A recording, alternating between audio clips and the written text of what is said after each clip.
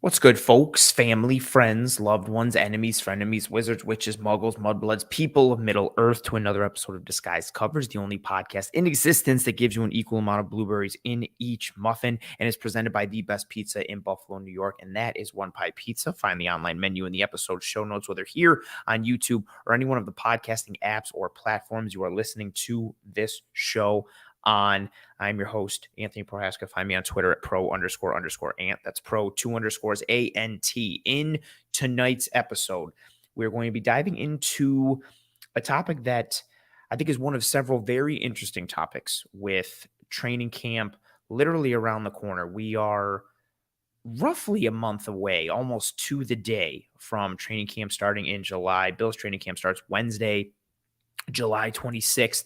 It is currently June 27th on a Tuesday. And so roughly a month from now, Bill's training camp will be underway. And the cornerback position is one of, I think, several for the Buffalo Bills that are intriguing for this team.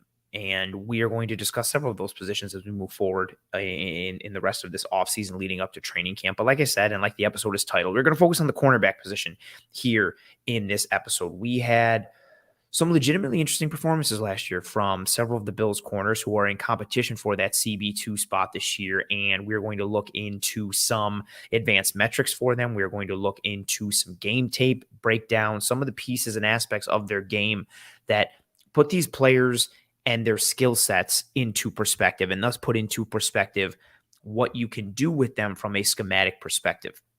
So that's what we're going to do tonight in this episode. I made another graphic for tonight, which I'm extremely proud of. If you've tuned into last week's episode where we broke down what to expect from James Cook, similar fashion to last week where we had a lot of advanced metrics to put the player's performance in 2022 into perspective, and then tied that together with game tape on the back end to really put the actual physical pieces and tie them together with those advanced metrics. So I made another graphic again for tonight for the CBs. I'm very proud of that. I'm very proud of that piece.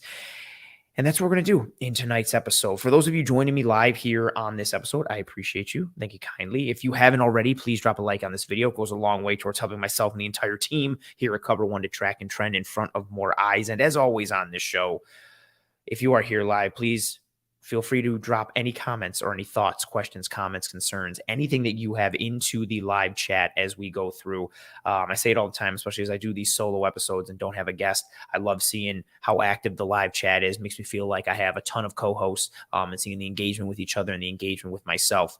So any thoughts, questions, comments, concerns, theorems, maxims, beliefs, ideologies, whatever have you in regards to the CB2 competition for the Bills in training camp this year or on the season as a whole, throw it up into the chat. We're going to bring up those pieces as we go forward. Drop a like on this video. I'm going to message into the live chat right now regarding some comments and some things.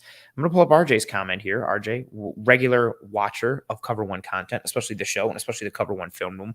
RJ says there's only one correct answer at CB2, Kaiir Elam, and he says it with an exclamation point. I think that's a common sentiment amongst Bills Mafia as we head toward this season, especially with how the season ended for Kaiir Elam. That's a piece that I really want to drive home when it comes to the game tape piece towards the back end of this episode. Kaiir Elam, I don't buy into the whole McDermott doesn't play rookies, that whole narrative, especially considering how much Christian Benford played early on in 2022 before he got hurt.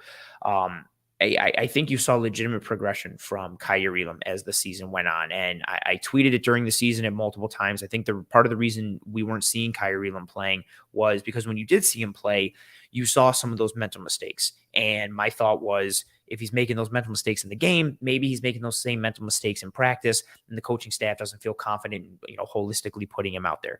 We heard similar sentiments from the organization, Brandon Beane or Sean McDermott, in the past month or so. But when you watch the tape and see how the season progressed for Kaiir Elam and how we really started to connect the dots for things and put those pieces together, and then he sat down in the Cover One film room with myself and Eric Turner last week, which if you have not seen that, go back and watch that. Not right now, finish watching this episode, but then go back and watch that film room episode with Kaiir Elam last week. Myself and Eric sat down with Kaiir and broke down game tape and talked technique and coverages and some of the physical pieces of the game, but a lot of the mental pieces of the game. And this is something I'll probably harken back to a lot as this episode goes forward.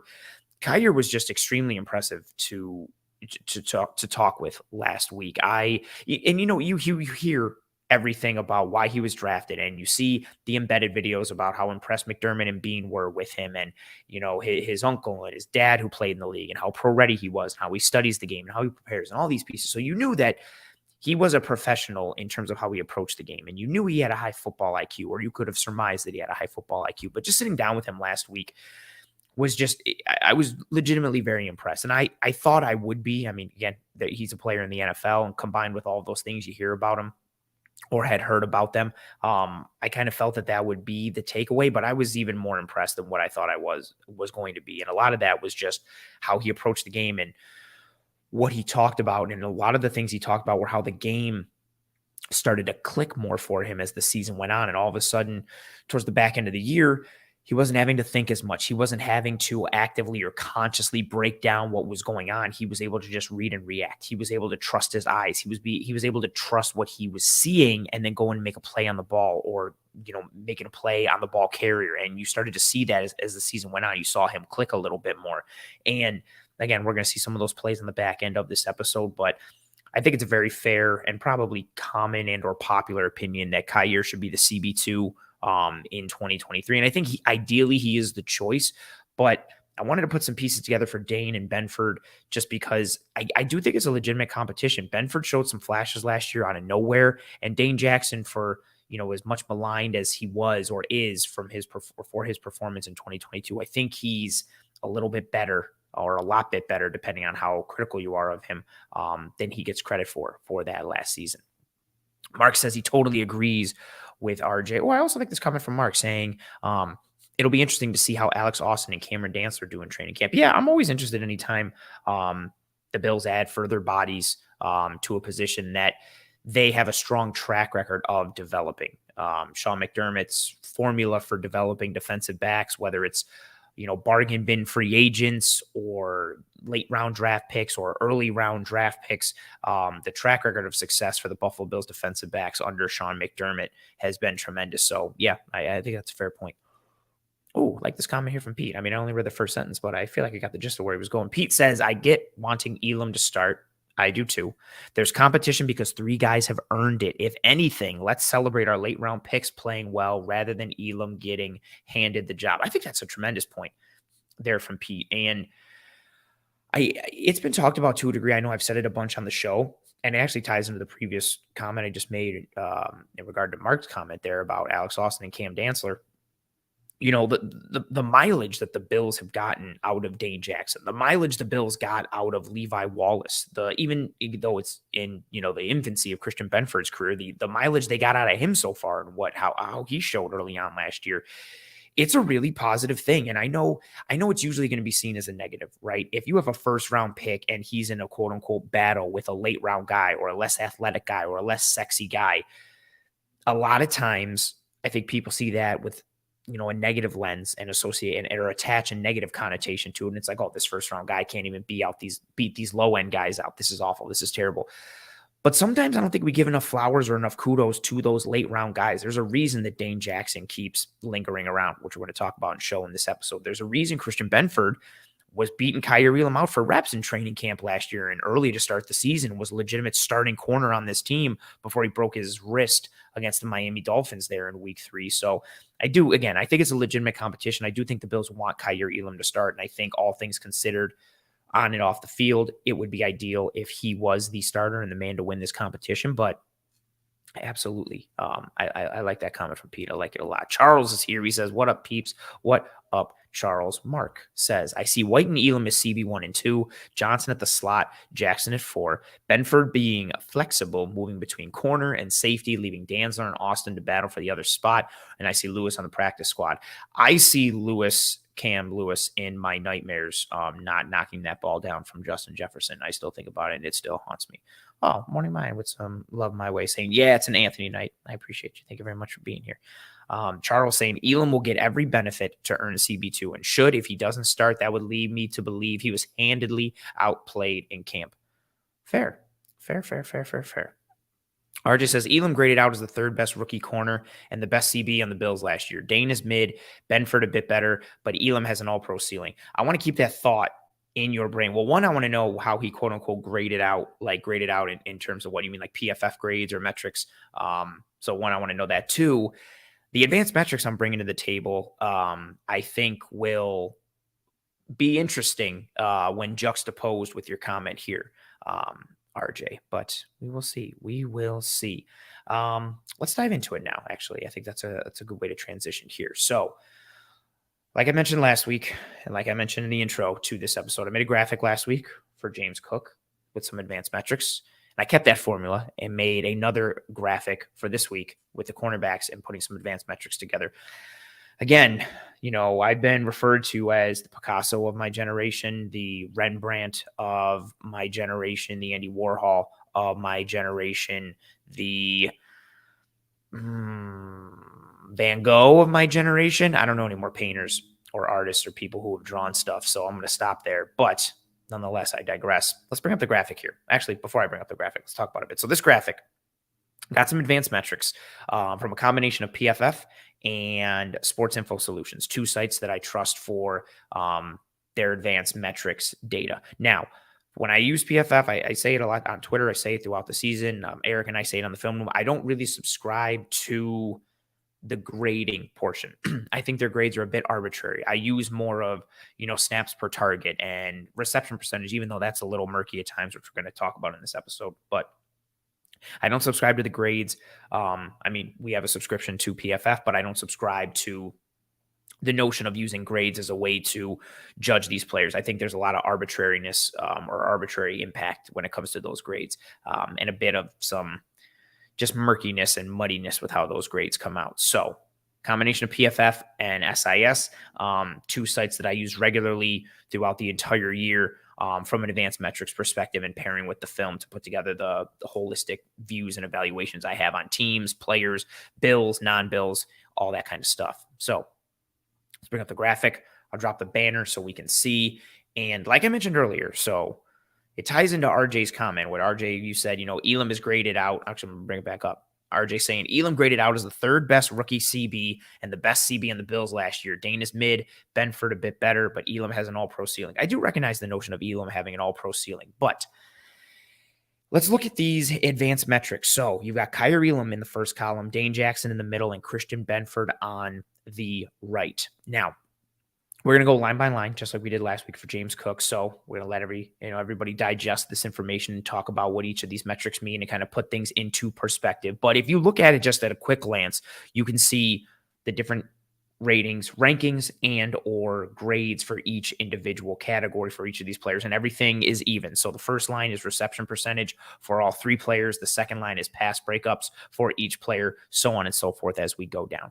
Also, above each player's name, you will see the coverage snaps. I know it's a little small, and I did it that way to not throw off the aesthetic of the graphic, but Kaiir Elam had 365 coverage snaps. That is regular season and postseason combined. Dane Jackson, 592 coverage snaps, and Christian Benford, 234. Let's look at that first advanced metric there. So reception percentage. We'll see for Kaiir Elam, he allowed a 71.7 reception percentage. That was the 106th lowest out of the 136 qualifying corners in this metric. Dane Jackson, again, reception percentage, same category there, 58.2. So a big difference from a percentage standpoint, and thus a big difference in the overall ranking. And then Christian Benford, a little higher than Dane Jackson, and a big difference in the ranking overall for him versus Jackson, but similar in terms of the overall percentage. Now, I don't put too much stock into reception percentage. I use it as, again, a baseline. I do like to see what it is for each player. And again, putting all those things together. And reception percentage, for those who don't know, that is the percentage of targets caught. Now, the only issue with that, and why I say I don't, that's not the end all be all, I should say, because I do put some stock into it, but it's not the end all be all, is you can get accredited with a target even if the man who catches it isn't necessarily your responsibility. So, I've used this example for Tremaine Edmonds all the time. He'll get credited with a target and giving up a catch just for somebody who caught, for a running back who caught a check down underneath, because he's the closest defender in proximity, right? So even though that's not his man, and, the Bills aren't covering that, and they're going to come down and rally and tackle and, force that running back into the kill zone and make the play. And Edmonds is dropping into the hooks and covering his man because he's the closest guy to the running back. He'll get dinged for a target and for giving up a reception on that target. So don't put all your stock or eggs into that basket. Similarly, like to what I think I mentioned on last week's episode, or at multiple points this offseason, don't put all your eggs into the basket for offensive linemen when grading them based on how many sacks they've given up. Don't see an offensive lineman who only gave up, he gave up no sacks. He must be an amazing pass protector. That's not necessarily the correlation piece. So reception percentage is not the end all be all, but nonetheless, I wanted to put that number up there to kind of set a bit of a baseline in terms of kind of putting some pieces together. I like this comment from MD saying, I don't know the metrics, but Elam just seems like he has the fastest game speed for CB2. Absolutely. If we're looking at things from an athletic profile, especially looking into like speed and burst and fluidity, it's hard not to lean heavily into the Kaiir Elam piece over Christian Benford, and especially over Dane Jackson, who's limited in terms of his athleticism and speed. Now, let's look at that second metric. This one I find very interesting and I like a lot. So Kaiir Elam had one pass breakup on the entire year. That was tied for 120th out of those 136 qualifying corners. Dane Jackson had 10, which was tied for 11th, and Christian Benford had 3, which was tied for 81st.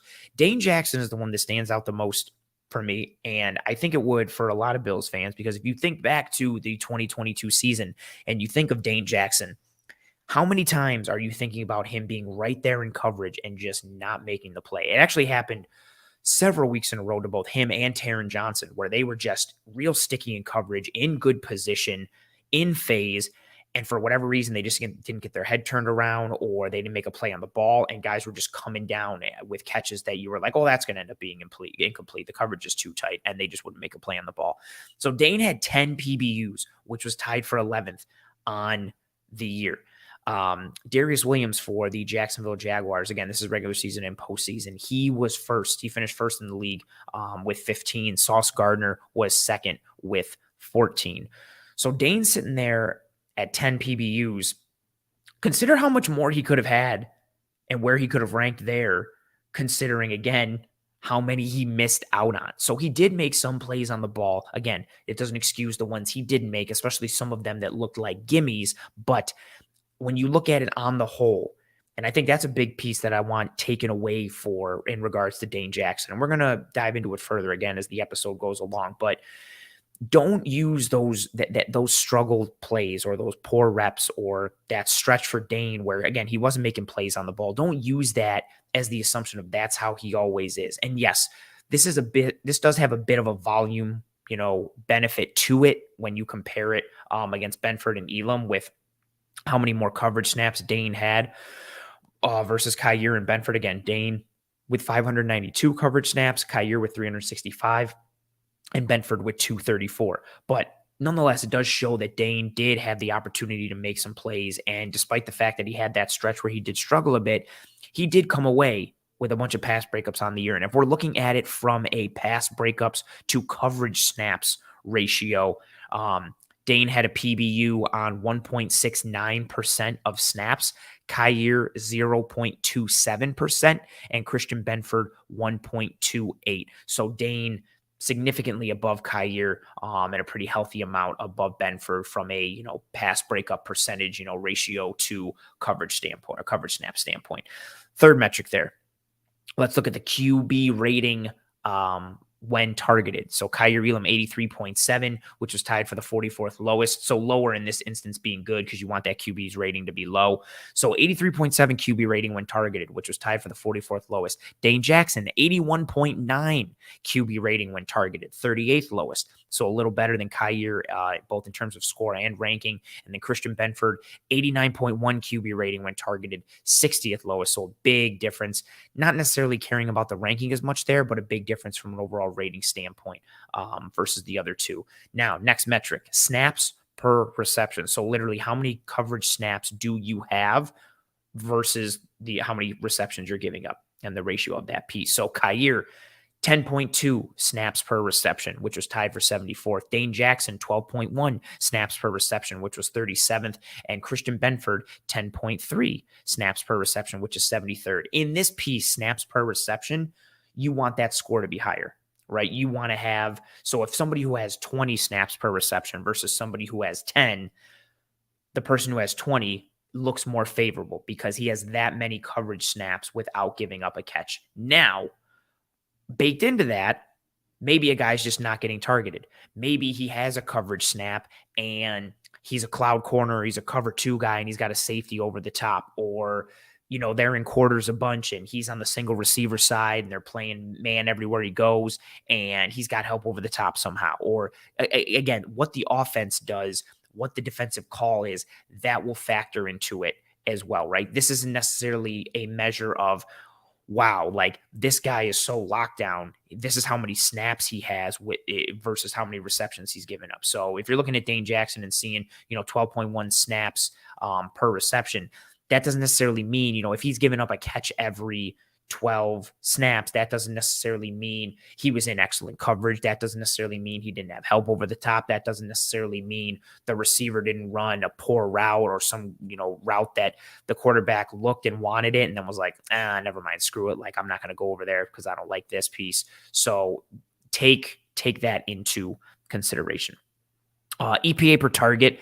Love this piece. So again, EPA, expected points added. The whole piece with EPA is what you are doing on every single play to either move your team towards scoring points or hurting the opponent's opportunity to score points. So if you are a defender, you want your EPA as a whole defense or an individual player, you want it to be in the negative, because that means on any given play, you are taking away the offense's opportunity for points. So if you're in the plus, that's technically a bad thing. So same thing as the conversation we had last week with James Cook on the flip side. If you're an offensive player, you want a positive EPA score. If you have a negative EPA score, that literally means on a given play or on average, you are hurting your offense's opportunity to score points. You are taking away your team's ability to move closer towards points if you have a negative on the offense. So, but again, we're here on defense. So positive score, a plus for Kaiir and Dane, is less than ideal. So Kaiir, 0.08 EPA per target, which was 79th out of those 136 qualifying corners. Dane Jackson, 0.09 EPA per target, which came out to 81st. So him and Kaiir, very, very, very similar. Big difference here with Christian Benford. Again, Benford had less snaps, but the only one of these 3 guys in the negative, which is positive for a defender, negative 0.10 EPA per target in 2022, which was 41st. So a big difference there in the advanced metric piece for EPA per target, both in terms of ranking and the score. Again, you want to be in the negative here, kind of like golf. Next metric piece there. So EPA per target was from SIS, and the yards per coverage snap was also from SIS. And I filtered that again for 136 corners, where it worked out where I looked for corners who had at least 15 targets on the season. So yards per coverage snap. So this is literally how many yards you're giving up per coverage snap. Kaiir, 1.2.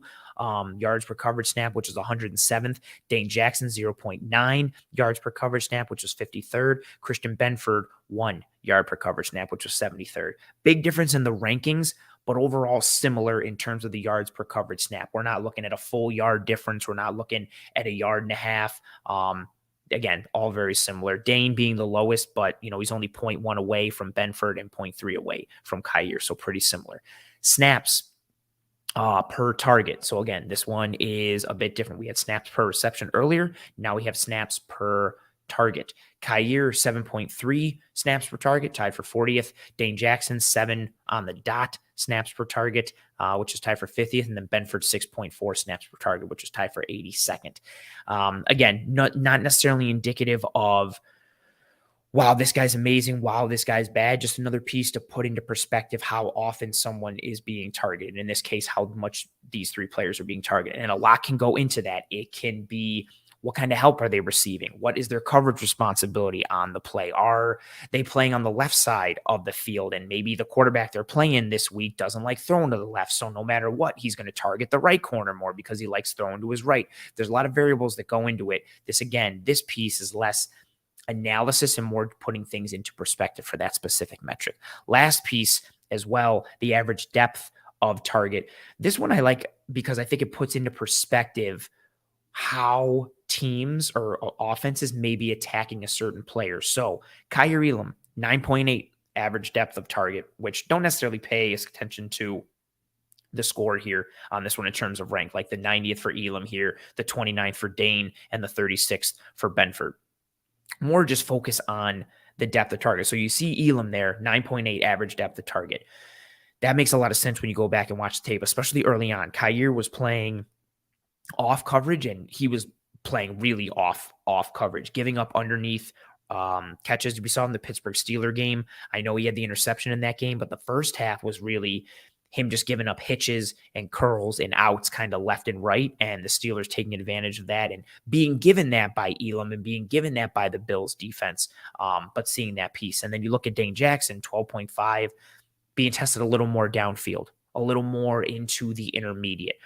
There were shots, especially in the middle portion into the middle third of the season, the early, final quarter of the season, where teams were pushing the ball a little bit vertically on Dane Jackson. And again, this average depth of target doesn't necessarily mean they gave up a catch or they didn't give up a catch. This is purely, how far downfield are they when they are being targeted by a quarterback. So 12.5 for Dane, and then Benford sitting there at 12.2. And I think that also makes a little sense given the skill sets of all three guys, right? Benford and Dane Jackson, a little more athletically limited, especially Dane.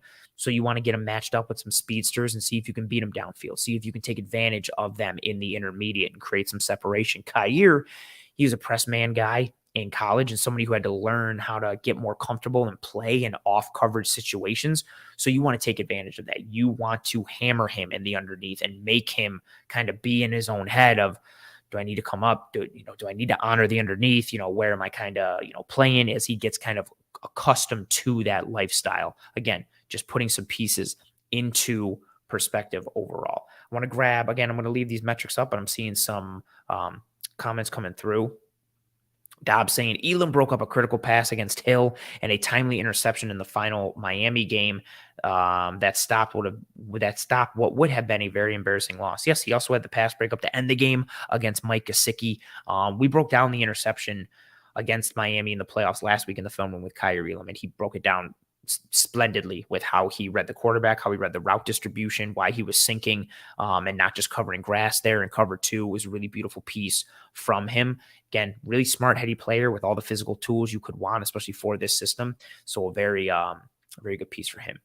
Pete saying Dane had a maddening stretch where he was in tight coverage and just couldn't get his hand on the ball. Yeah, and I mentioned him and Taryn because it happened to Taryn a bunch too. I remember the one for Taryn a couple, especially in the Browns game where I think the Browns one was against Amari Cooper for Taryn Johnson, but he had a couple like that. And yeah, Dane had a bunch where real sticky in position, even somewhere like he's getting his hand in between the receiver's hands or into their face, but guys are just still coming down with catches. It was, I think maddening is a very good word usage there, Pete, because it was just, like, how is this guy giving up these catches? Like, he's in position. You would have just thought from the law averages, eventually it would work out. But if you look at his numbers on the year, it did work out. He averaged to being a guy who played in the top third. So yeah, and absolutely, overall good piece for him. Dobbs saying Elam is a ball hawk. His interception potential is greater than the other two. Fair. On the year, Elam finished with 3 interceptions. Dane finished with 2. Benford finished with 1.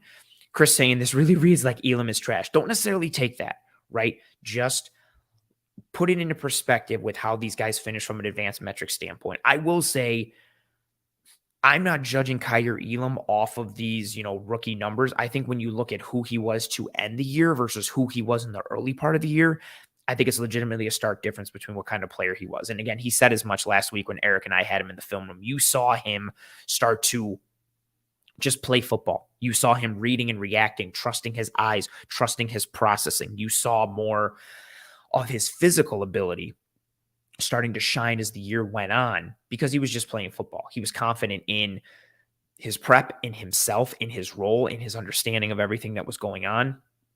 I think corner is the hardest position to play in the NFL, given how offense friendly the rules are and how athletic and technical receivers are nowadays, and how just surgical QBs can be and how the game just does not benefit you at that position. So don't necessarily take it as that. I think he did have a rough stretch from an advanced metric standpoint and a tape standpoint, especially earlier in the year, but he came on a bit as the year went on. We started to see him shine a little bit. Patrick coming in saying hello, Bills Mafia. Hello, Patrick. I appreciate you. So that was my graphic that, again, I think puts into perspective, or at least I hope it does, some pieces. Actually, I'm going to bring up one more time just as we kind of close it out here. The biggest takeaway for me, really, when you look at it, is Dane. I know he gets a lot of hate for having a couple rough games or having a couple stretches where he just wasn't making plays on the ball. But you look at the year that he had, Dane Jackson on the whole was in the top third for a lot of these advanced metrics. And I think that's really good for a dude who was a late day 3 pick and who doesn't have a lot of athleticism, but there are pieces to like in his game. Obviously, there's way more upside when it comes to Kaiir Elam's skill set and what he offers the defense. And I would probably say Christian Benford's as well, with his size and frame and physicality versus Dane.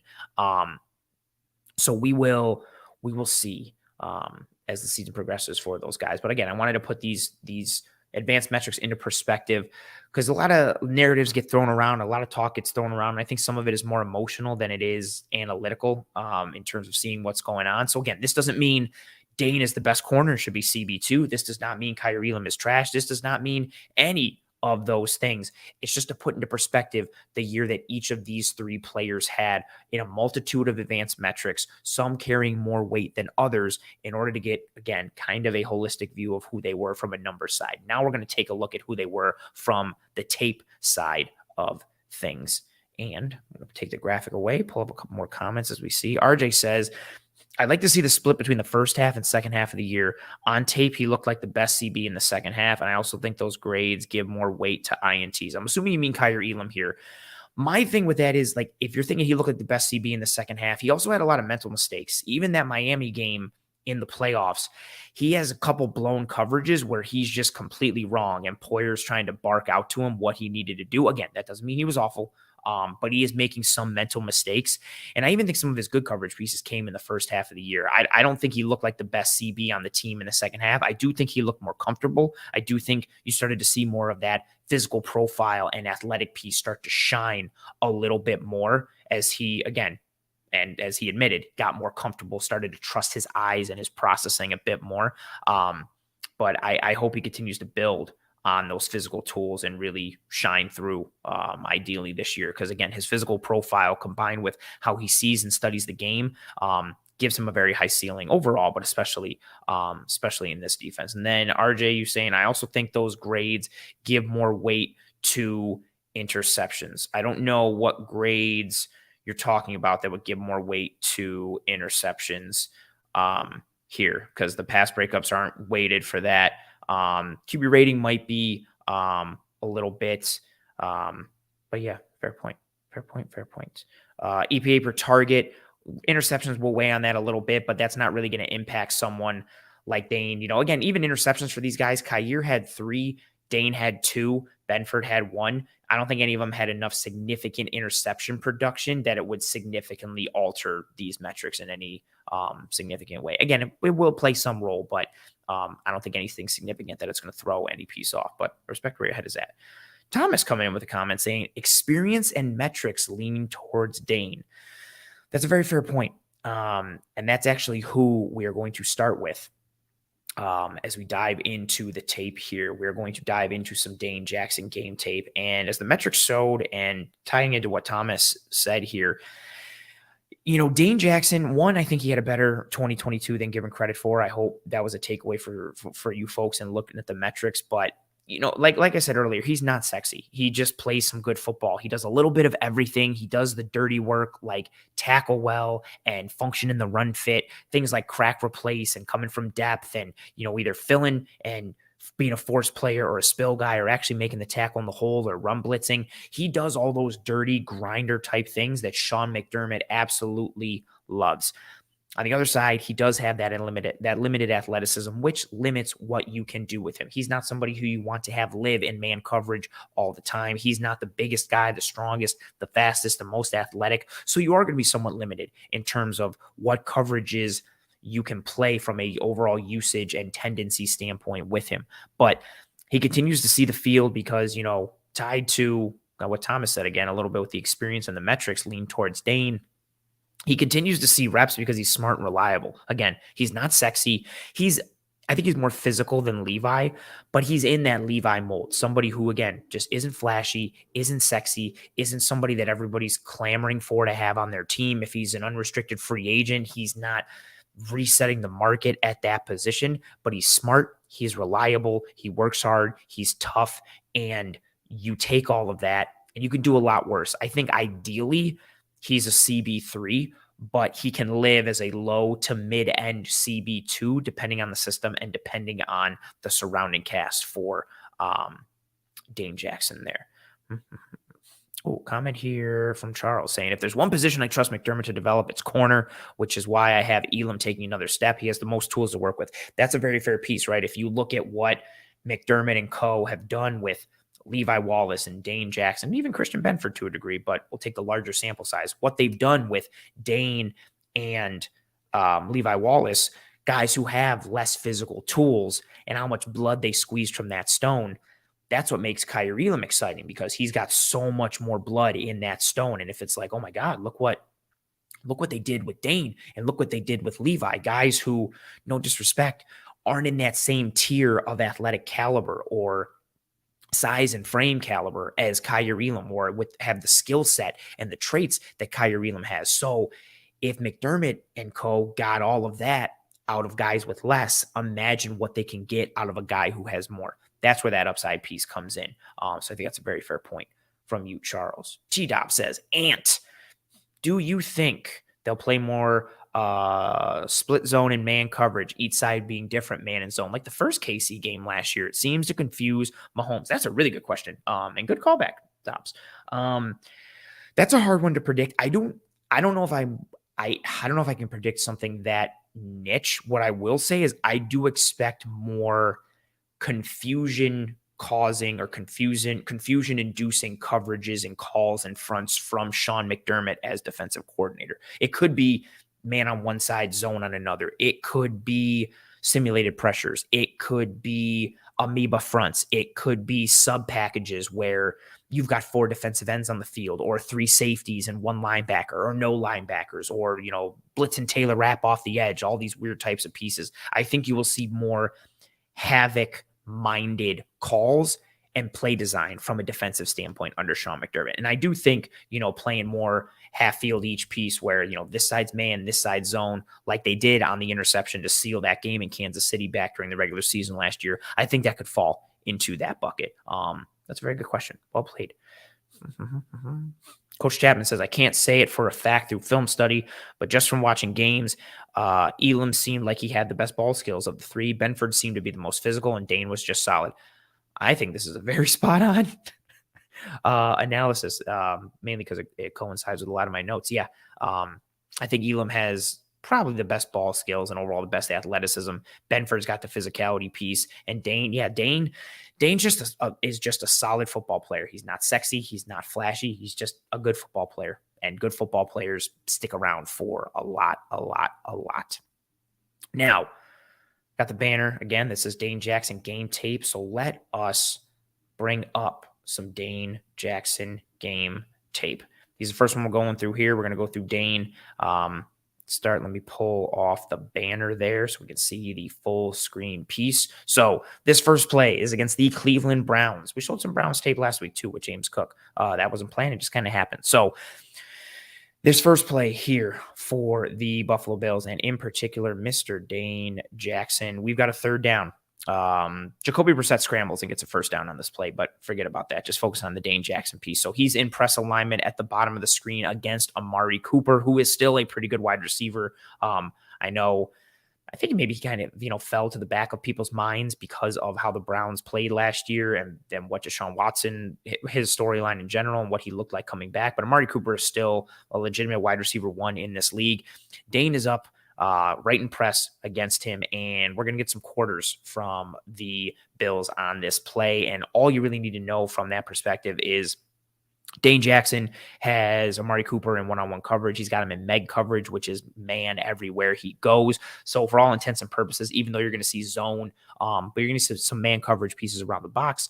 For all intents and purposes, even though you're going to see zone on the back end from Benford on the other side and from Hamlin and Poyer and Dodson and Taron Johnson, for all intents and purposes, Dane Jackson is basically in man coverage here. But on the snap, you're going to watch him get into a trail technique, stay in the hip pocket of Amari Cooper, and just exhibit some really good coverage. So again, Dane's at the bottom of your screen, highlighted, circled against Amari Cooper in press. I'll play it in real time. Gets into that trail, hands on him. Beautiful. The entire way. Beautiful, beautiful, beautiful. Now, let's go into some slow-mo. You'll see immediately on the snap, he's waiting. He has Amari make that first move. Now, again, he's in, Meg, but he knows he's got Poyer over the top. He knows what the coverage is overall. So he stands his ground. This is the nice piece, too. He gets his hands immediately on Cooper. 1, so he can reroute him a little bit. But 2, you get that feel for the receiver early on. You start to lean on them a little bit. And if you have a feel for them, you can see where they're going to go without actually having to see where they're going to go. So if you can see Dane Jackson, it's tough a little bit. But I'm going to go to this piece right here. I'll highlight it.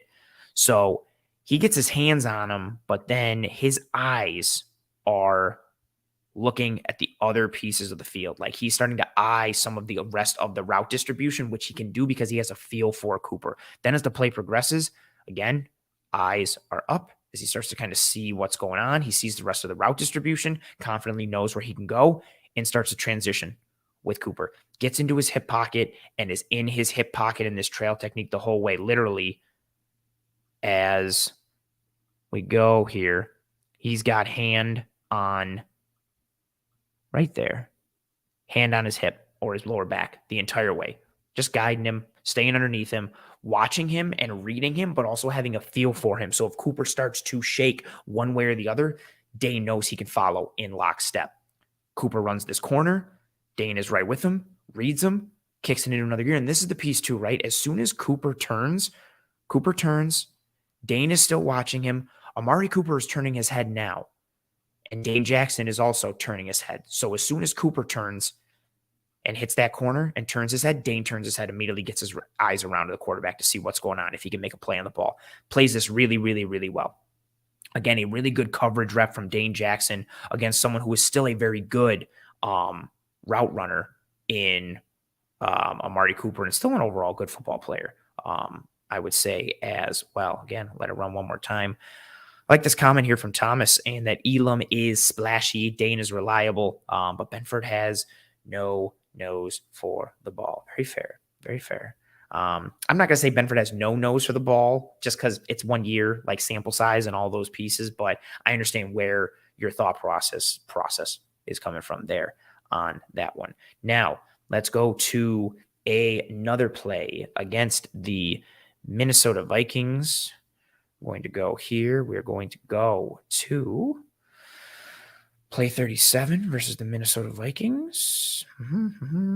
This is a play I put on Twitter. I broke it down during the year too. I just love this play. So this is a Dane Jackson run blitz. Now, this is, again, another one of those pieces that makes Dane Jackson a serviceable corner for almost any team. Again, he is limited athletically, right? But he gives you enough in coverage and then does a little bit of everything. And some of that little bit of everything is the physicality that he brings versus, receivers in general, but especially versus the run with his tackling ability. He's been one of the best tacklers on the team. Last year was a bit up and down for him at some times, but overall, this is a guy who's been a consistent tackler from a mental standpoint, a technique standpoint, and a physicality standpoint. So let's watch this play. We're playing fast. Boom. Gets in the backfield. Picks the ankle. Okay. Let's watch it in slow-mo. So Dane is run blitzing. And what I love too, there's no indication. He's square. Oh, I always forget when I don't change the little thingy there. So he's square. And look where his eyes are. His eyes are dead locked onto his man. He's not doing anything where he's peeking at the quarterback. He's not doing anything where his head is slightly turned inside, where he's trying to watch the ball and time the snap, or he's eyeing the tight end, or he's eyeing the offensive tackle. Again, he's not eyeing anything inside. Why? Because he's square.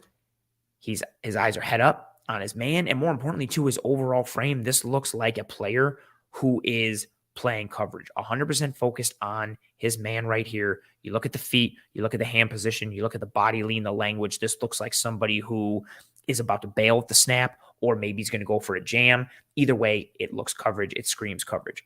On the snap, boom, immediately drops that back foot, and he's coming. Now, if you notice, his angle, he's going after Kirk Cousins. He's going towards the ball. He's going after what he sees and what he knows. But on this run blitz, he reads Cousins and puts that foot in the ground.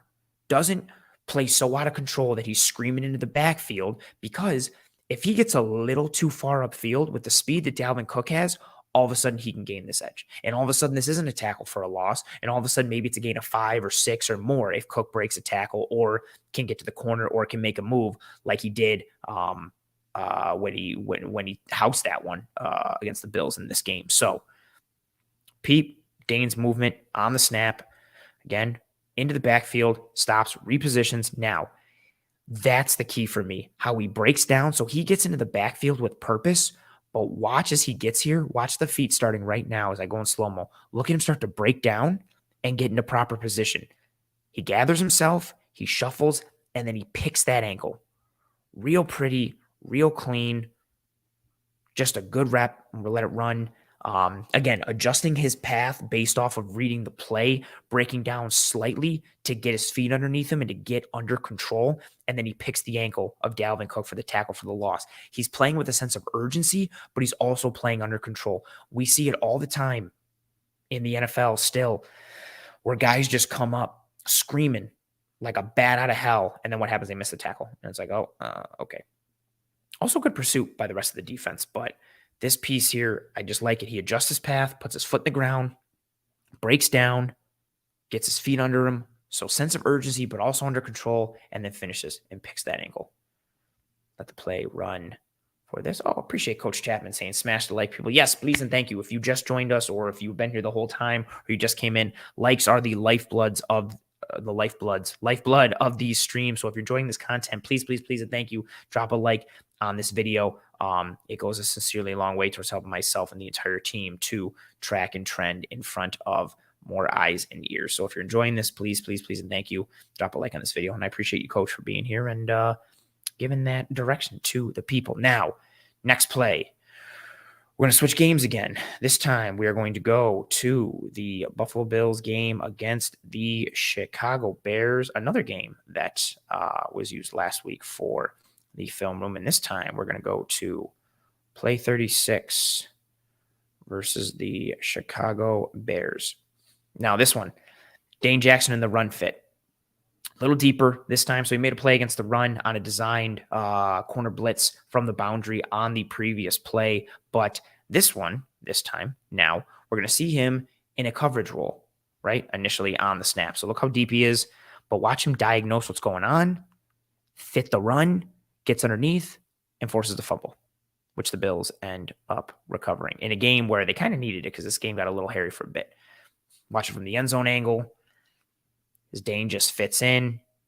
Submarines, boom, shoulder on the ball. It's a cold day. Get your shoulder pad on somebody's elbow for the ball carrier. Ball comes loose. Now let's watch Dane. So on the snap, he's already firing. He sees.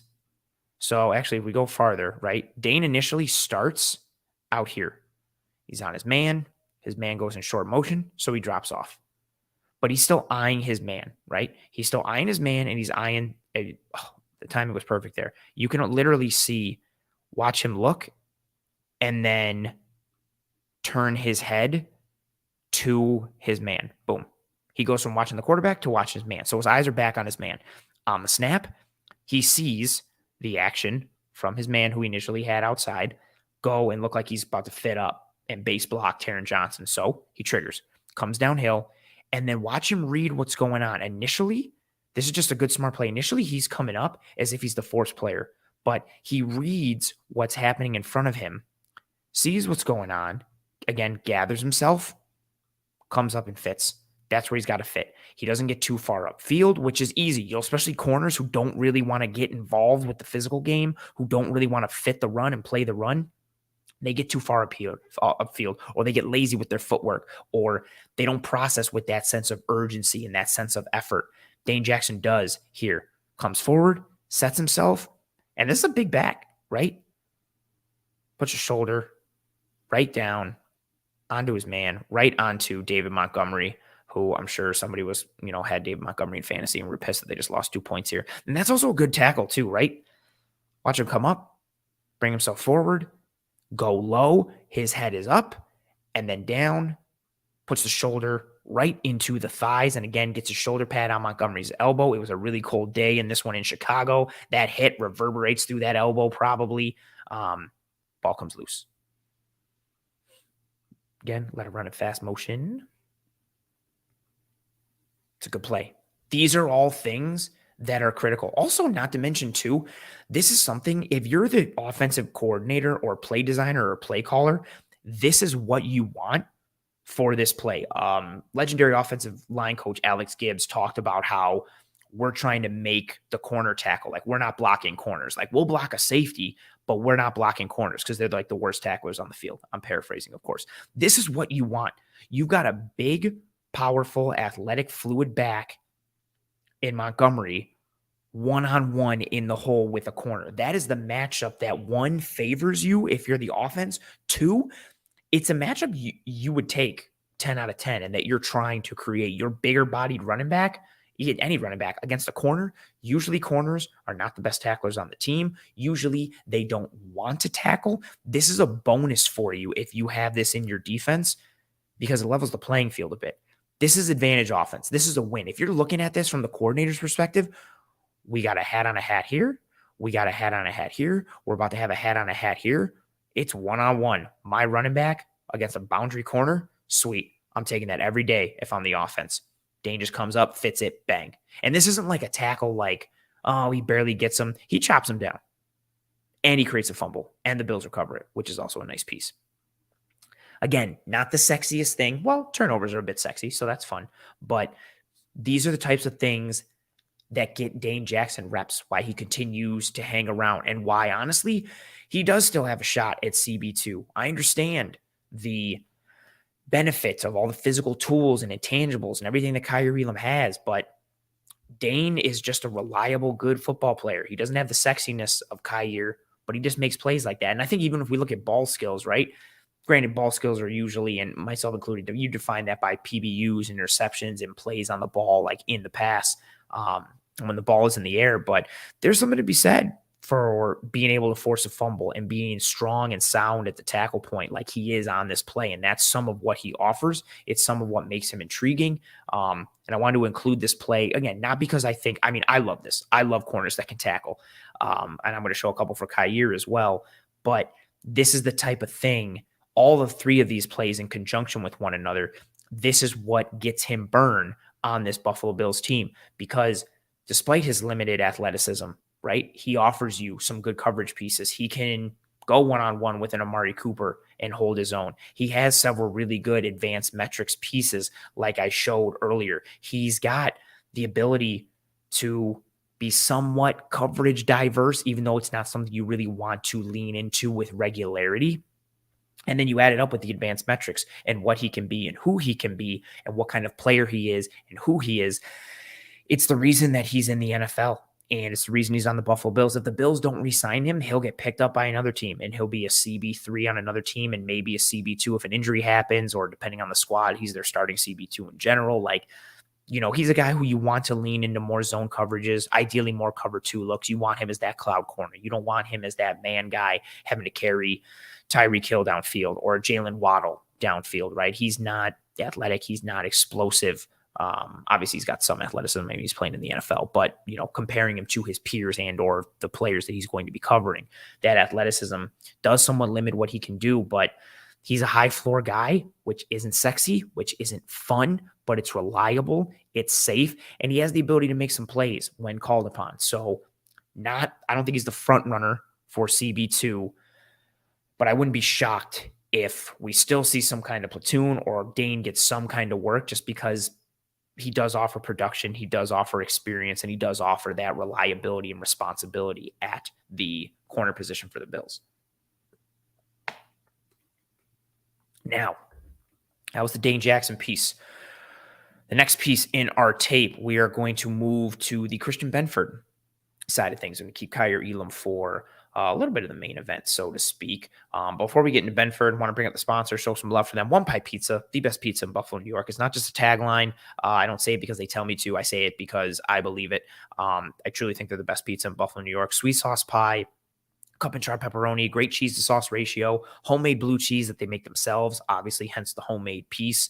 And they're really great people with the initiatives that they do for the city of Buffalo, the different drives based on the time of the year, whether it's Toys for Tots or partnering with Roswell to try and knock out cancer, or the SPCA or the Alzheimer's Foundation. Like, they do a lot, and they're good people and they're kind. And I speak from experience. I mentioned on last week's episode, I was dealing with some things, and they were tremendously kind to me and helpful in a multitude of ways towards myself and my family. So really good people making tremendous and great food. Get yourself some One Pie Pizza. If you are in Buffalo, living there, or ever in the Buffalo area, get yourself some One Pie Pizza. Now, back into the game tape. Let's dive into some Christian Benford game tape. Real quick overview on him. I mentioned earlier, he came out of nowhere. I've given this story a bunch. The only game tape I had on him last year was, again, he went to Villanova, was his game against Penn State. And first play of the game, he gets turned inside out and cooked by Jahan Dotson. He gets beat for a touchdown. I'm like, whatever. He's a late day 3 pick. We'll see what he can be. And he looks good in camp. I saw him with my own eyes, and I was impressed. And then reports keep coming out of how well he's doing and how well he's doing. And, before we know it, he's taking away reps from Kaiir Elam in training camp. And before we know it, he's starting in preseason games and holding his own. And before we know it, he's starting in the regular season up until he breaks his wrist against the Miami Dolphins. So, again, came out of nowhere. And Coach mentioned it earlier, Coach Chapman in the comments, bit of a bigger body guy, 6'1", 205 pounds. He's that bigger type of corner. He's physical. He's very comfortable in press. He's not the most athletic. He's not the most fluid, but he showed a lot of unexpected promise last year. And a lot of it was tied to him leaning into his strengths as a player, which is that physical game, that press game, being big, strong, and being able to use his hands well. He has pop in his hands, being able to use his length. And again, he beat out Kaiir Elam for reps in camp and early into the season before he got banged up. Now, let us dive into the tape. Man, I just can't hit that high note anymore. Just can't hit that high note anymore. Or maybe I can never hit it. Who knows? Story for another time. We're going to go to the Minnesota Vikings game for our first clip from Christian Benford. And this play is going to be play 42, where he is matched up against Mr. Justin Jefferson, who is arguably, if not the best receiver in the entire NFL. So again, up at the top, there's Mr. Christian Benford in press versus Justin Jefferson, one of the best receivers in the NFL. Now, I will say, this is a good play and a good clip for Christian Benford. But part of what made me pick this play was because of how he learned versus previous routes against Justin Jefferson. So, let me pull the banner away from the bottom there so we can get full screen view. So Benford got burned. I shouldn't say burned, because burn means you really got beat real bad, but he did get beat and beat bad once or twice against Jefferson earlier in this game on similar routes to this, routes where Jefferson was selling the vertical or selling that real upfield presence and then either popping it out on an out or running a deep comeback or a deep curl, just selling something that he wasn't actually doing, which is route running 101. If you're going to go short, sell them like you're going vertical. If you're going vertical, sell them like you're going short, right? Try and make them think you are doing the opposite of what you are doing. And Benford got a couple times early in the game, which is understandable. Again, Justin Jefferson is one of the best wide receivers in the entire NFL. So on this play, Benford's in press versus Justin Jefferson. The Bills are showing a heavy pressure look, but they're going to drop into cover 3. They're going to run a simulated pressure on this play So they're going to rush 4, but they're going to drop AJ Epinesa into coverage. They're going to drop Von Miller into coverage. And then you'll see the cover 3 dispersion from everyone else as I draw it out here. Actually, that's inaccurate for Taryn. As I draw it out here for the rest of the defense. Now, again, Benford, you see him at the top in press versus Justin Jefferson. I like what he does on this play, but again, for me, like I explained, it's how he learned from previous reps. Previous reps, he wasn't getting his hands on Jefferson, wasn't rerouting him, and he wasn't watching Jefferson's hips with his route running. So I'm going to play this in real time on this one, and then I'll play in some slow-mo. Gets his hands on him, rides him, and then watch the turn right there in phase, and it locks up the whole way. Forget the fact that the pass was completed and the Vikings get the first down. That's not what we're looking at. Just watch Benford at the top in real time. Really nice coverage. Real sticky in the hip pocket the whole way. Now we're watching in slow-mo. Ball is snapped. Jefferson takes that inside release. Common piece. He's taking that inside release because he's trying to give himself more space to operate on the outside. If you're running that inside piece, he's going to try and get Benford to commit to that inside piece or try and stack him, pop it outside because of all the room that he created by taking that inside stem, right? Here goes Jefferson, goes inside. Benford goes with him, gets his hands on him early in the route, and then he stays with his hands on him, using that physicality, using that size, lean into your man. So he gets, you can even see it. He starts leaning into him a bit. Hamlin gets in his way, also helps with the rerouting, which is a nice kind of collateral damage piece or bonus piece from Hamlin's drop. But this is where it really gets sold for Benford. He's on him. Watch. It's tough to see from this angle, but his eyes are on Jefferson's hip. And when Jefferson makes this cut right here, Benford makes the cut with him. You can literally see Benford dip right here. Dips with Justin Jefferson. Dip. They both dip together, and he runs this route for him. And similar to what we saw from the good piece from Dane Jackson earlier, again, this isn't trail technique necessarily, but and different than what Dane was doing. But you see Benford staying right in phase, in lockstep, in the hip pocket of one of the best receivers in the NFL, and making Kirk Cousins look off this throw and have to go somewhere else. Now, Cousins finds that somewhere else, and the Vikings get a first down. But Benford's in there the whole way. Benford's in there the whole way. And what you weren't seeing earlier in the game, right here, where Benford is just in lockstep and he's on him, what you were seeing earlier was Benford a little bit too inside, or Benford a little bit too over the top. So either way, it gave Jefferson all this space out here, or it gave Jefferson all this space to work back to the football here. Instead, Benford's just right there. Hands on hips, hands on body, initiates contact early, leans on him, maintains that contact, rides him, stays with him, is in phase the whole way. Really good coverage piece from Christian Benford. Again, a late round pick who made an impact for the Buffalo Bills and who they needed to make an impact with some of the inconsistency they had at corner and Trey White not being ready for this past year and coming off the pup with that ACL injury from the year before. So a nice addition to the team. Now, we're going to go to another play for Mr. Christian Benford. We're going to go to the Kansas City Chiefs game, a game that the Buffalo Bills won. We're going to go to play 21 for the Buffalo Bills and Christian Benford. Couldn't circle him on this one because he's got too many players near him, but I got the arrow drawn up on him. So there's Christian Benford in press. I really like this one because you see the physicality. You see Benford again. Benford is right here. You're going to see the motion from Kansas City. You're going to see Benford reduce down, and now Benford is head up on Mr. MVS, Mr. Martez Valdez-Scantling.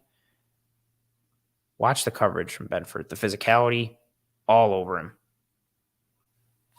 Hands, gets square again, refits his hands all over him. Just really good physical coverage. Again, Chiefs go with that jet. There's the motion. Benford shrinks down, has his mouthpiece out, which is big negative in my book. I absolutely hate it. No judgment. I don't understand how you can focus when you're running and you got like the mouthpiece like flailing around and how it doesn't distract the hell out of you or someone doesn't grab it and chuck it. But that's a conversation for another time. Watch him get the hands on early. Valdez-Scantling is just out of the gates. Ball is snapped here. Benford's already got his hands on him early, and it's 2nd and 10. So he's not letting him get downfield. He's got his hands on him, and he's already rerouting him. Now, if you look at the body lean, so This is natural, but Benford is on kind of like the outside edge or the outside shade of MVS. Watch here as he gets his hands. Watch him now refit.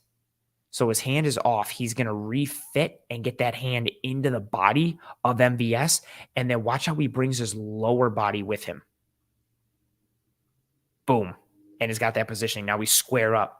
And now he's rerouting and providing even more resistance to MVS, and MVS can't go through him. He doesn't have a shoulder to work through or like a half-man relationship that he can create and take advantage of, like a defensive end or an edge or a lineman versus an offensive lineman, because Benford's got him square. And you just see the resistance. Look how hard it is right here for MVS to go anywhere. MVS is a guy who's known for, he's got speed, but he's a bigger physical kind of guy. You can use him as a power slot type of guy to dig out safeties. Look how much he struggles to get off the line and create any momentum here. It's hard. Physical. Hard. Making you work for it. Now, let's watch the play on the back end. So here's the end zone angle. And the arrow is once again drawn onto Mr. Christian Benford.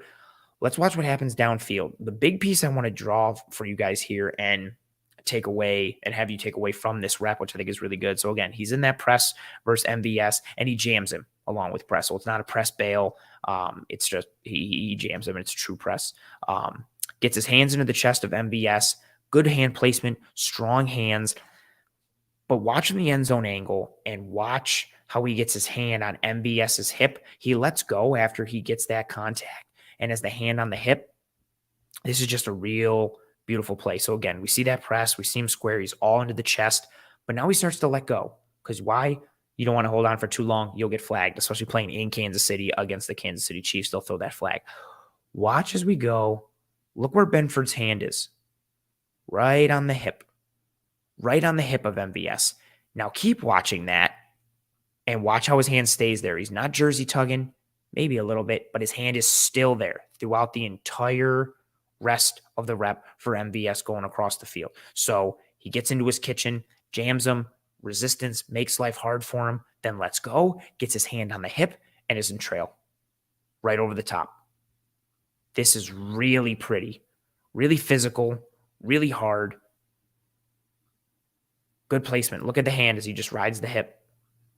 Gets a good feel for him. Because not only can he potentially, if he wants to, tug or provide some resistance against him, right? And, hold a bit or interfere if he needs to. But he's got the feel. So he can take a peek back in the backfield and see what's going on. And he doesn't necessarily have to lose his man because he's got a feel for him. So if MVS pulls up or takes it further vertical or bends it and takes it, flattens it out and takes it more across field, or decides to, let me hitch up here, or, I see Mahomes working, let me stop and go back across. Benford's got that hand on that hip.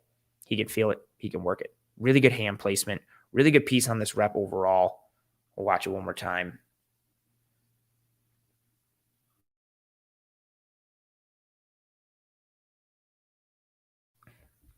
Just good coverage from Benford. Then we'll watch the end zone angle here. One more time. Play this one in slow-mo. Hand on hip. After you beat up your man, reroute him, take him out, cover him, watch him the whole way. Good piece, good piece. Now the last play for Christian Benford, we're going to go to the early portion of the year when the Bills played the Los Angeles Rams, the Thursday night season opener for the NFL. And this has Benford's first regular season action. And we did not know the Rams were going to end up being a dumpster fire this year, or this past year in 2022. A lot of that was due to the injuries to a multitude of their players, offensively, defensively. It just wasn't working for them. But this is Christian Benford in his first game. And the coverage is good. But for this one, I really wanted to highlight the mental piece. You see what the Rams got. Got a bit of a 3-by-1 here. Obviously, the one over there. Little triplet there. Tight end, Cooper Kupp. And then another man over here. So you've got a condensed 3-by-1, a McVay formation. They love to run this kind of stuff. Watch the man come in motion. And as soon as the man comes in motion, look at Christian Benford. So Christian Benford highlighted up here, Mr. Yellow Circle. As soon as the man goes in motion, look at Benford. Immediately communicates. Immediately. He's not being told by Poyer. He's not being told by Hyde. He's not being told by somebody else. It's him. The receiver goes. Immediately it's Benford. Receiver goes, he's turning. He's barking out that communication. He is calling out the check.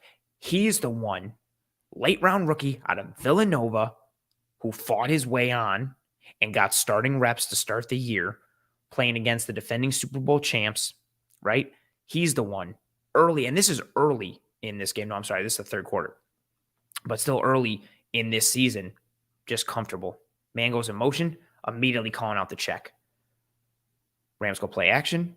Benford comes up, reads what's going on, and just casually carries Cooper Kupp downfield or upfield, depending on how you say it. Just step for step. Okay, going up. Okay, I'll stay right here. Watching him the whole way, watching his eyes, see if he's going to get the ball.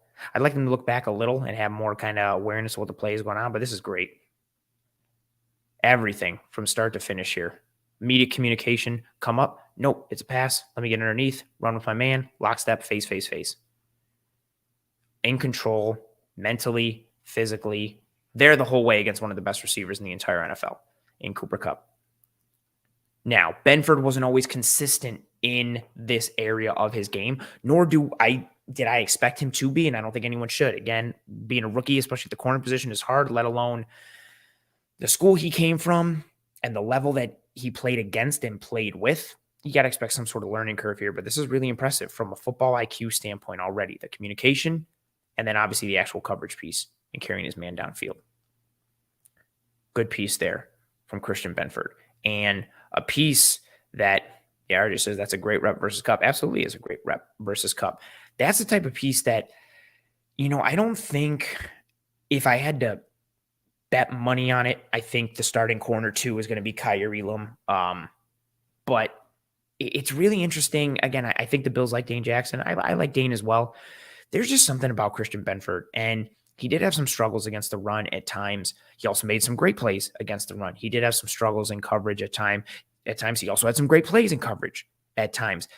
Just really intriguing, I think, from a skill set and a dynamic standpoint. Now, we're comparing him to Dane Jackson, who we broke down first. A little more scheme versatility from Benford, a little faster, a little bigger, a little stronger, a little more athletic, different dials that you can turn and or lean into with Christian Benford versus Dane Jackson. So he gives you a little bit more opportunity.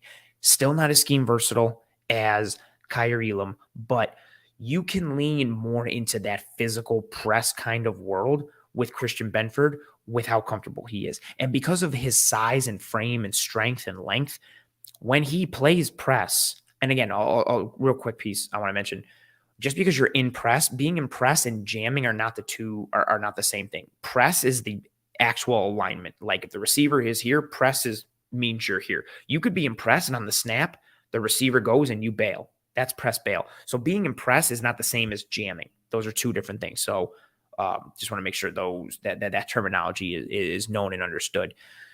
You've got Benford, who is very comfortable in press and then can bail and play off, but he's real comfortable in press and then getting physical at the line and jamming receivers. And with his strength and length and size and comfortability there, he can reroute faster receivers. He can hold his own against bigger bodied guys who want to play the physical game, but he can also take advantage with his size and physicality against smaller guys who may have the speed edge, who may have the agility edge, but he can get down and condense that area and close down that space and choke their opportunity to create space for themselves on the release.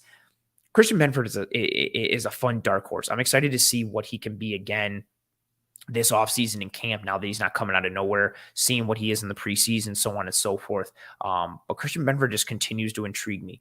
The idea of him potentially moving to safety, I still think is a fun idea, but I like him at corner, and I don't think you can ever have enough corner depth. You got Trey, you got Elam, you got Dane, you got Benford.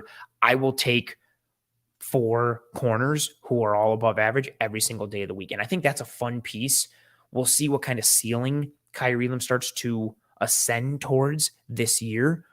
But at the very least, you've got 4 guys who you can roll out there. Yes, their skill sets are different. Yes, you can't do the same thing with all of them, but you've got 4 guys with Trey, Elam, Dane, and Benford who you can put into an NFL game and you're not deficient. You're not completely vulnerable. Are you able to play rock, paper, scissors and throw rock, paper, and scissors? Not necessarily depending on who you're throwing out there, but you could be in a lot worse shape.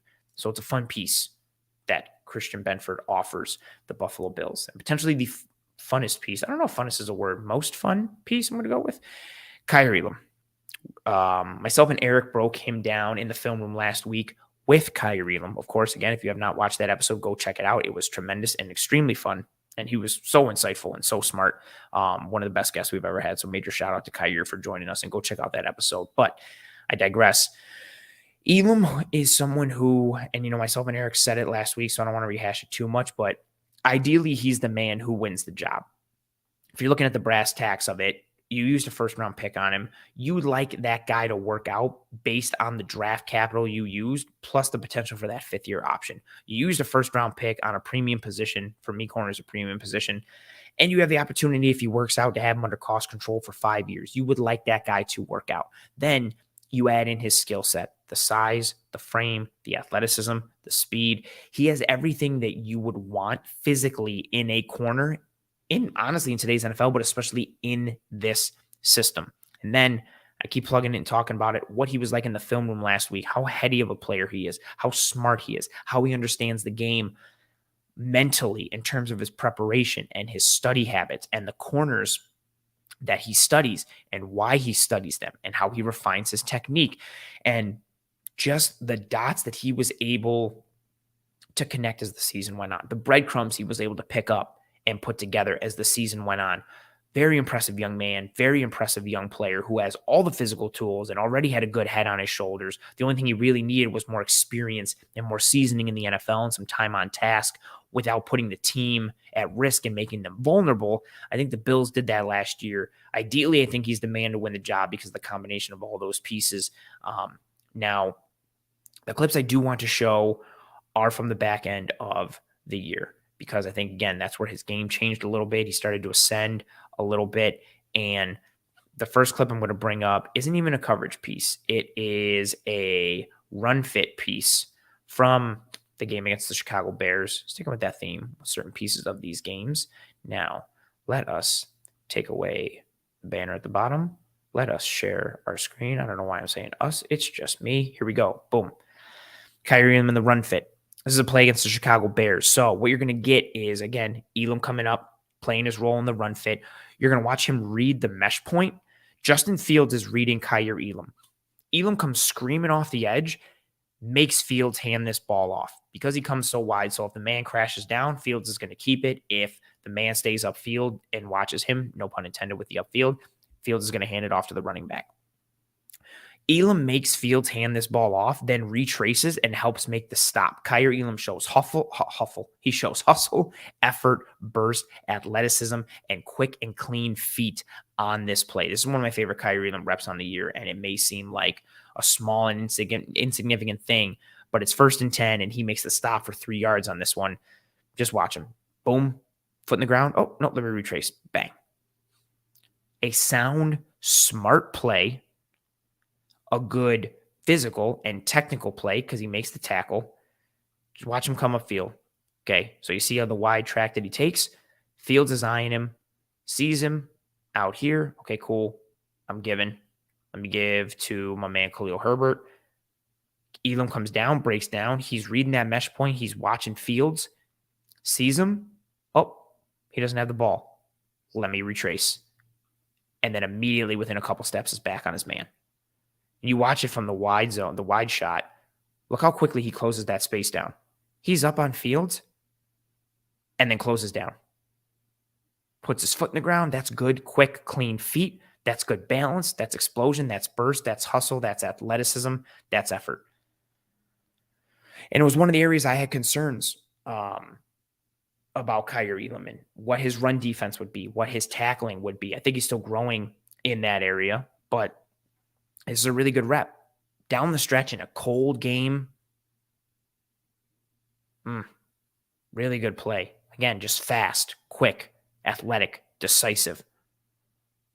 Really good rep. Upfield? Nope. Again, his speed off the edge is the reason. So he basically plays Herbert and Fields on the same play. He gets upfield, makes Fields hand the ball off, then makes the tackle on the running back. So Fields is reading him, and Elam forces him into that give and then makes the tackle on the give. Just a fun play. Whoop. I'll watch it one more time for the back end.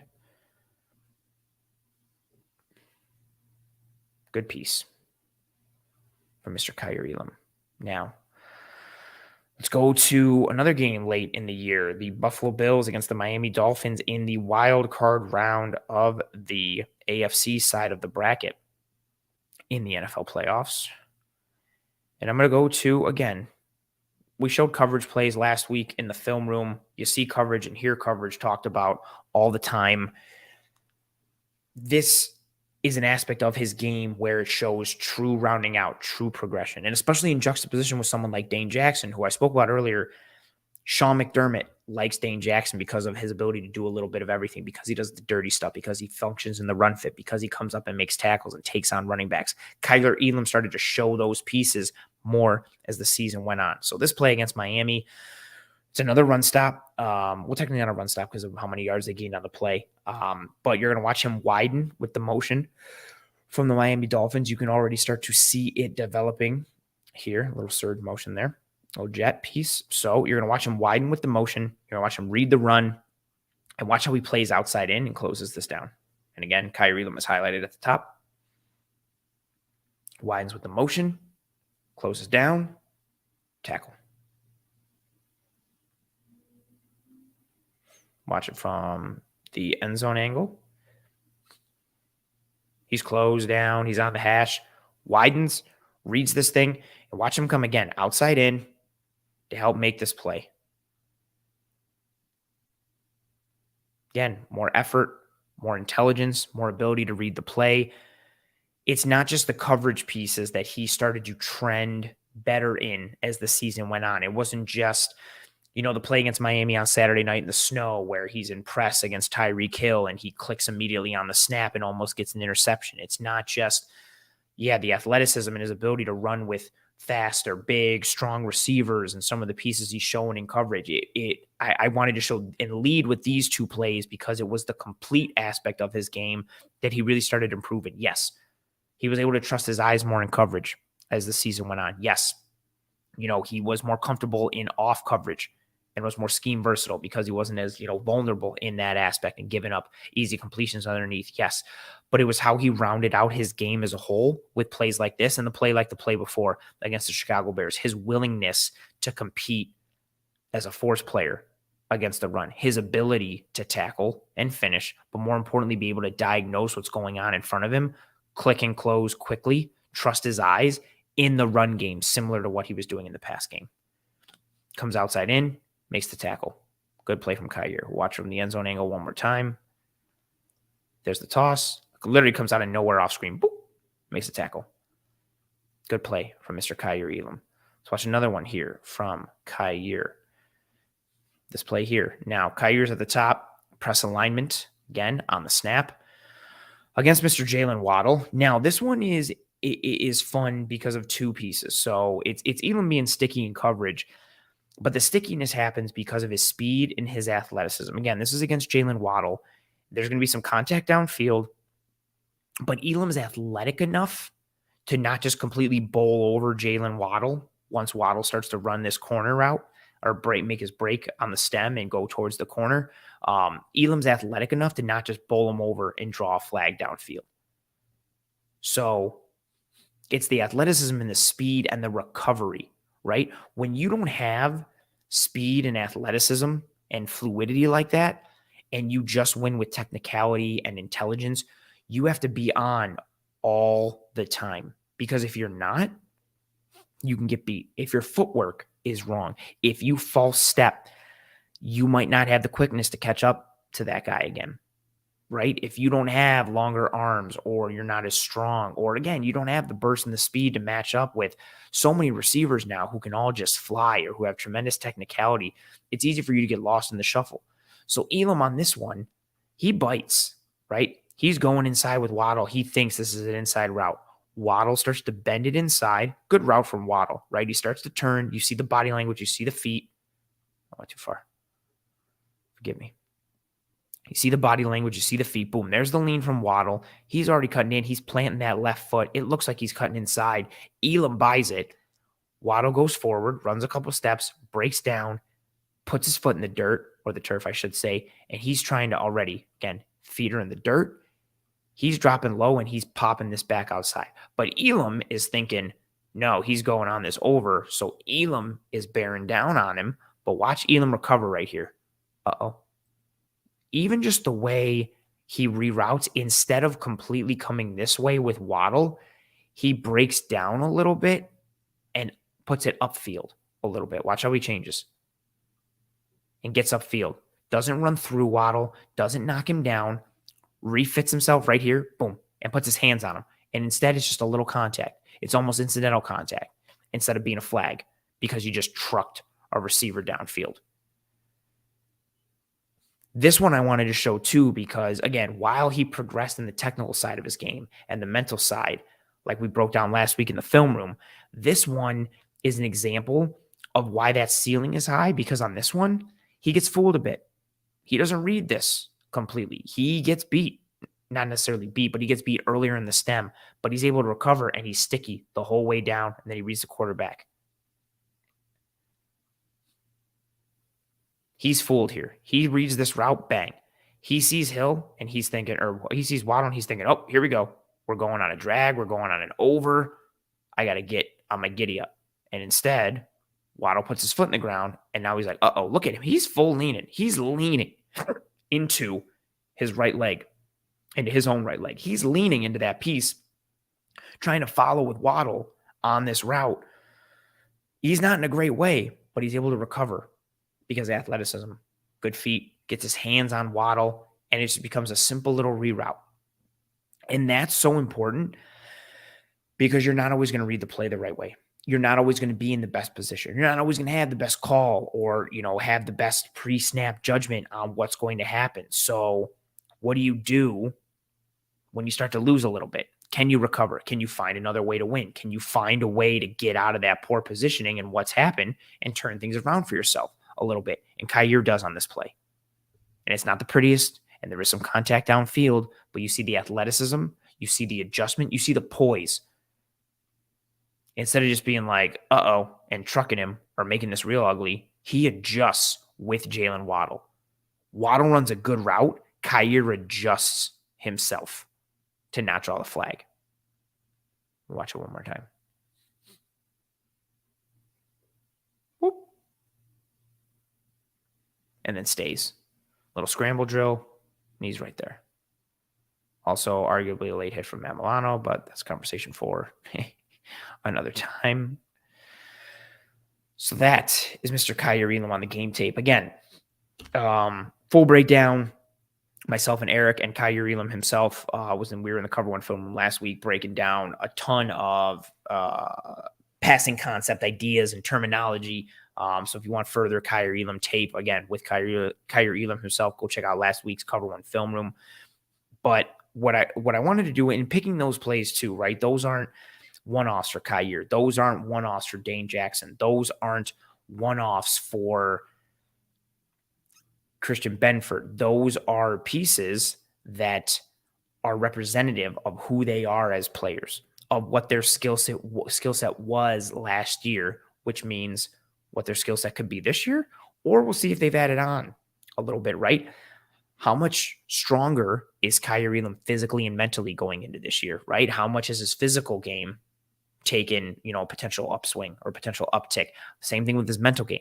Dane Jackson has probably, I don't want to say plateaued, but we know who and what he is. He's a high floor guy. His ceiling really isn't going to be there. I don't think Dane Jackson's a guy that's going to show up and he's, 5 pounds heavier and a tenth of a, second faster. He's not showing that, right? But we'll see what Benford does. What kind of shape is Christian Benford is? How much smarter is he? How much has he grown and expanded the mental side of his game? So how high is his floor now? How high is Kaiir Elam's floor? That's really what it comes down to, right? Sean McDermott, whether it was Kevin Johnson, whether it was Levi Wallace, whether it's been Dane Jackson, those pieces, right? Sean McDermott likes reliability. He's not flash. He's not sizzle. He's not necessarily going for the sexy guy. He wants someone who he knows when he calls this play, he knows he's got a guy who will execute his responsibility. He's got a guy who knows what he's supposed to do pre-snap. He knows what he's supposed to do post-snap. He knows how to adjust if he gets motion or if he gets a different look. He wants someone who offers that reliability, which is why the Bills have had non-sexy CB2s the past several years. Kaiir offers them the opportunity and the potential to move away from the non-sexy type of corners, to move away from the high floor corners and move towards the high ceiling type of corners. But that floor has to move in conjunction with that ceiling. You could have the highest floor in the world. That's sexy. That's exciting. But if you've got a low or varying or unpredictable mercurial floor, that high ceiling, it's still fun and it's still there, but it becomes less appealing because there's all this variance in between. Whereas if you have that high ceiling, but you raise that floor, all of a sudden it becomes, oh, now you're a fun and a fine baseline player. And now you still have that ceiling present. Oh boy, what could that be? So what does Kaiir Elam's ceiling look like is still a conversation for 2023 and Christian Benford as well. But what do both of their floors look like? Have either of them closed the floor gap between themselves and Dane Jackson? That floor piece that Dane Jackson has that continues to allow him to continue to get reps on this team. And again, like I showed earlier, play well to a degree. RJ coming through and saying, not going to lie, those advanced stats actually have me nervous about the CB2 spot again. I'm going to bring it up one more time just in case we got some people who dragged in late here to this episode. Putting up the advanced metrics. People can lie with numbers. They can lie with stats. I wanted to put everything in here that, one, had metrics that I believe in and that I use, but two, again, just put some pieces into perspective. And I'm not going to go through and break down the whole graphic again like I did earlier, bullet by bullet. If you are just tuning in now and you want to see that, go back towards the beginning of the episode once the episode's done here in a little bit, and you can see that breakdown piece. But, you know, it felt like when this season was over, a lot of the narrative and conversation was Dane Jackson is awful, and Kaiir Elam, you know, was unjustly treated and the Bills did him a disservice. But, you know, to RJ's point, saying, not going to lie, those advanced stats actually have me nervous about the CB2 spot again. I wouldn't take it as and necessarily make you feel nervous about 2023, but instead I think you should look at this graphic as kind of an understanding of why the season shook out at corner 2 in terms of the rotation and the way that it did. There's a reason Dane Jackson continued to show up. And I know people don't watch tape. And I know not everybody has access to it. Not everybody knows how to break it down and understand what they're seeing. So sometimes advanced metrics and putting them into a digestible form like this is the easiest way to see it. And same categories for everybody. And you can see their score difference and their ranking difference. Again, I don't necessarily subscribe to the ranking piece holistically, but Dane Jackson consistently performing in the top third of several important metrics is interesting, right? Or close to the top third is interesting for metrics that matter, metrics that mean something. And him doing it, you know, in a year where he quote unquote struggled. And I shouldn't even say quote unquote, because then it makes it seem like he didn't struggle at times, but he had some issues with pass breakups and issues with not making plays on the ball. If he did, his numbers would be even better here. But you look at all the corners in the NFL, so, you know, 136 qualifying corners, and Dane had several metrics that matter where he was functioning close to or in the top third of those guys. And then you juxtapose that with Kaiir Elam on the left here and Christian Benford on the right. And I think this kind of gives you a little bit more of an understanding or a little bit more of a view as to why the coaching staff continues to put Dane Jackson out there or continued to put him out there last year. I hope some of the film I put out there, again, 3 plays for each guy, but plays that are indicative of who they are and what they offer. And then you pair it together with the metrics. There's a reason why things shook out the way they did. There's a reason why Dane keeps seeing these reps, but we'll see how much of the gap, the floor gap, that Elam and Benford may have closed down on Dane Jackson, and thus see what we get from the corner spot in 2023. Throwing up the banner that says Toodles, folks, because we're winding down here on this episode. Before anybody leaves, please, and thank you, drop a like on this video if you have not already. If you are enjoying this content, please, and thank you, drop a like on this video. Thank you to everyone who tuned in for this episode live of Disguise Coverage. I appreciate you folks for tuning in live and riding with me. Thank you to everybody in the chat. Thank you for the engagement, questions, thoughts, comments, concerns, all that stuff. I appreciate you folks. So thank you again to everyone who rode with me live. If you didn't ride with me live, that's cool. Thank you very much for your post live view here on YouTube. Please drop a like on the video. If you are not on YouTube at all and you're listening on one of the podcasting apps or platforms, that's cool and appreciated too. Please rate and review on Apple Podcasts or Spotify or whatever platform you're using to listen to Disguise Coverage on. Please rate and review the show while you are there. Honest feedback is genuinely appreciated. If you want to give a star rating and a review and genuine honest feedback, that's greatly appreciated. If you want to give feedback on this episode, get at me on Twitter at @pro__ant. Feel free to leave a comment on YouTube. I'm very active with all the YouTube comments, especially, the next several days once the episode comes out and is done on YouTube and everything going forward. Again, if you enjoy this show, if you enjoy me, if you enjoyed this individual episode, whatever have you, word of mouth is always tremendously appreciated as well. Tell your family, friends, and loved ones about how awesome this show was and how tremendous it was. And if you thought this show sucks or that I suck, fair point. Try and ruin someone's day by making them tune into this show. Whatever have you, whatever your reasoning, I appreciate any and every ounce of support that comes my way, as does the entire team here at Cover One. So thank you for whatever kind or type of support you offer in whatever form it may come in. Thank you again, everyone who rode with me live. Thank you very much for several of the kind comments that are coming in from me right now. Appreciate you, Pete. Appreciate you, RJ. Thank you to all the comments who came in earlier in any way, shape, and form, especially the positive ones. I appreciate you folks. I hope you and your family and friends and loved ones are all doing well and staying safe. Be kind to one another. Take care of one another. Tonight is Tuesday, June 27th. Tomorrow, Wednesday, June 28th, live, 7 p.m. Eastern. Myself and Eric Turner will be sitting down with Greg Rousseau to do a film breakdown with him, much in the same way we did a film breakdown with Kaiir Elam last week. So tune into the Cover One Film Room tomorrow, Wednesday, June 28th at 7 p.m. Eastern. If you're watching this episode of Disguise Coverage in June or July or something that isn't June 27th, and you're like, whoa, Anthony is part of another show, and him and Eric sat down with Greg Rousseau, oh man, I should go check that out. You should go check that out. But until then, I'm Anthony Prohaska. This has been another episode of Disguise Coverage. I will see you next week live, another Tuesday, 9 p.m. Eastern, same channel, same time, Disguise Coverage. One more time, live every Tuesday, 9 p.m. Eastern. Again, take care. Be kind to one another. I will see you next week at Tuesday, 9 p.m. Eastern. I'm going to say it. Keep saying it like it's an earworm or earwig and get it stuck in your brain. I'm tired. I'm going to go to bed. Godspeed. See you next Tuesday. See you tomorrow night for an episode of Cover One Film Room with Eric Turner. And as always, go Bills.